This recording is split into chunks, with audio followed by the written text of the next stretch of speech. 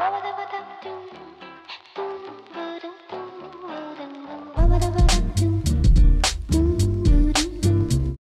name is Tomas. I'm owner and roaster in Diamonds Roastery. We are based in Slovakia. It's in a city called Dunajska, Luzna, which is near Bratislava, which is capital city of Slovakia. This is our roastery. Over there is our roaster, Probat. We are like 10 kilometers from Bratislava, so I always we are based in Bratislava because nobody knows Dunajska Luzna. Is it a really small town? Yeah, around 6,000 people living here. And are you from this town? No, I'm from Bratislava, but we moved to Dunajska Luzna with my family because we bought the house and we have like children, and so we are living more on like countryside and not in the town. Can you tell us a bit about the coffee scene in Slovakia, Bratislava, your area, just kind of for what it's been like in the last few years? We started in 2014, let's say at the end of the year 2014, but at that time in Slovakia there was like maybe 2, 3, 4 specialty coffee roasters and few cafes, so it was really challenging to start the roastery in Slovakia, but we are now in 2020 and now especially in Bratislava we have a lot of cafes opening, still new cafes with specialty coffee. The rest of the Slovakia is not so let's say developed.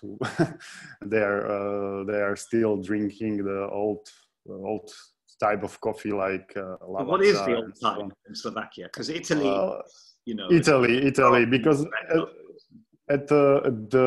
when we in 90s when we formed like Slovak Republic, a lot of guys from Italy came here and started selling the low quality coffee for high price, and that a lot of people are still in that time that they are thinking that the best coffee is the bitter coffee. I hope the rest of the Slovakia will follow.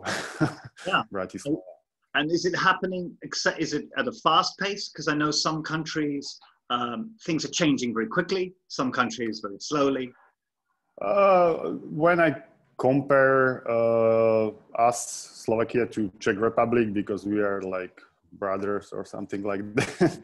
So Czech Republic is moving a lot faster and we are like 3 years after them. So no, it's not fast development, but we are doing our best. We are making festivals and trying to educate people and yeah. So who are your biggest influences? Are they is it the Czech scene, or is it the Norwegian scene, or Europe in general?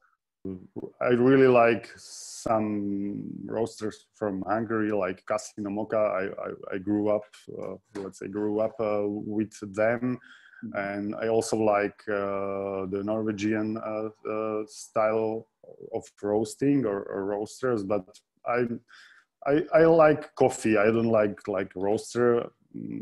I like the specific coffee. I'm not looking, who roasts this coffee, and yeah. Oh, interesting. I'm not admiring someone, but yeah, we are doing it our way, and yeah. So, but yeah, I try, or I begin with specialty coffee. When I first drink filter coffee from Sumatra, Wahana, and it was like wow moment for me. So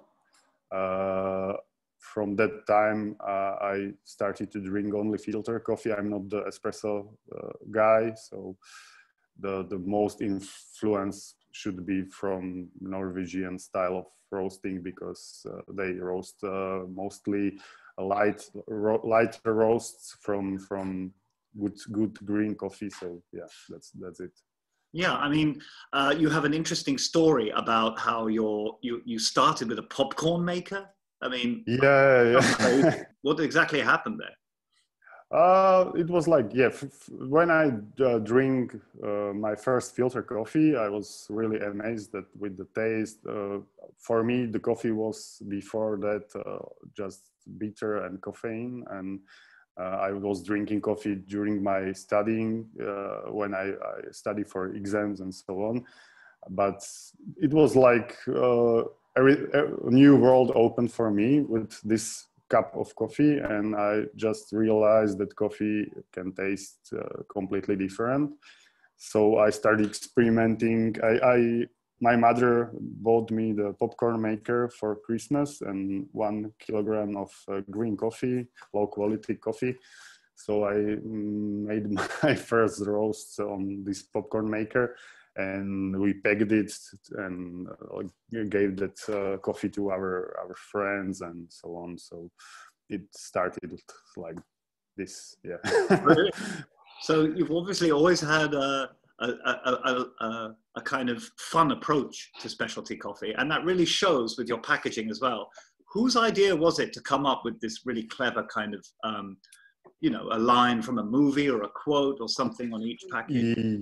Yeah, we had a lot of before this packaging. We had really bad packagings. So like my wife made everything handmade, and it was really funny.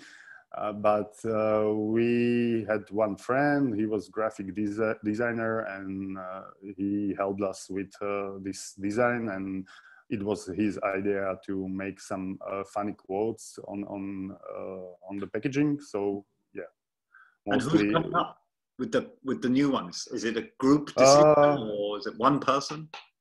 it is, some of the quotes, mainly in Slovak language, we were like, the typical situation is we are with our friends on drinking something on ski trip, and we were thinking about the quotes, what we can. It was like for one evening, we came up with 20, 30 quotes. So This one is the one we want to talk about now. So yeah. your coffee, the Costa Rica FINCA CASA de PIEDRA. How much you can tell me about the discovery of this coffee and why you love it, and what the background is?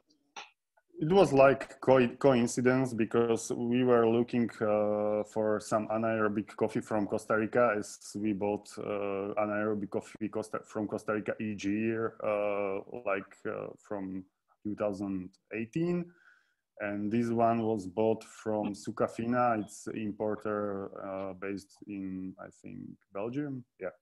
And I was checking their offer list, and just this coffee popped out on me like for the second. So I was writing email to my to person who is responsible for sending the samples. Please send me sample of this coffee right now. And yeah, we liked it, so we ordered it. And it was like coincidence. I find it somewhere because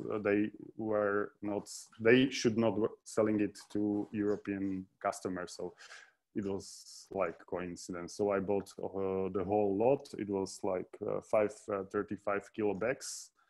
And yeah, it is quite a little bit different. We were all, or last year we had 2 lots from Costa Rica, anaerobic fermented, and it was more cinnamon, like cinnamon roll. But this one is more like sweet. We really like the sweetness of the coffee. A lot of brown sugar, a lot of caramel, a lot of little bit cookie, and also blueberry. So it's quite different, but we really liked it. So it was our first anaerobic lot from Costa Rica this year, and we will have second lot like in 1 month. So this coffee was fermented for 80 hours. It was picked, ripe cherries were picked, then floated, sorted, and then fermented for 80 hours. And I like on this kind of coffees, Costa Rican coffees, that they are not so over fermented, that you can still like feel the coffee and not only the fermentation, like let's say Honduras coffee, when you have this crazy fermentation which tastes like wine or I don't know. So yeah, for me it's like really sweet, balanced coffee. I like it.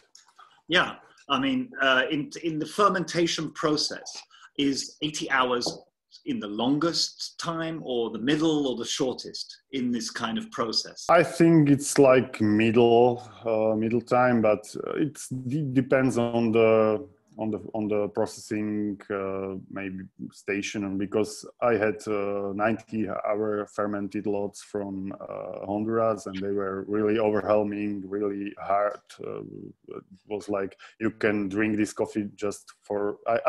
I'm saying that this over fermented coffees are like you can drink them only on Sunday, because it's like Sunday coffee for me. Just one cup and that's it. But this one is really, really balanced. It's sweet and you can drink it all the time, all the day. So yeah. What's the most interesting thing that you've learned since starting in specialty coffee? Has there been like a moment, or a day, or a revelation about what making better coffee that you want to share with us? To be honest, I started with specialty coffee as total newbie. So everything what I learned during this road was revelation for me. I cannot pick something that this one is the most important, but for me it was hard because I don't have like taste palette, and I cupped coffees and I feel nothing, and so I was like, it was quite challenging. But for me as a roaster, the cupping skill was the very most important to develop the cupping skills to evaluate my work. And yeah, that was for me most important thing to learn, and I'm still learning it. What I like in the specialty coffee industry here in Slovakia, that people involved in this industry or business or whatever are friendly and open-minded, and we are here in Slovakia helping each other a lot with a lot of things. So I like the cooperativeness of all the people involved in specialty coffee. So I think it's like, still it's not dirty business, it's still like good fair business. If you could do a cupping session with any three people in the world, celebrities or non-celebrities, what three people do you pick for your ultimate cupping session? I would invite maybe I don't know, you two and my mother.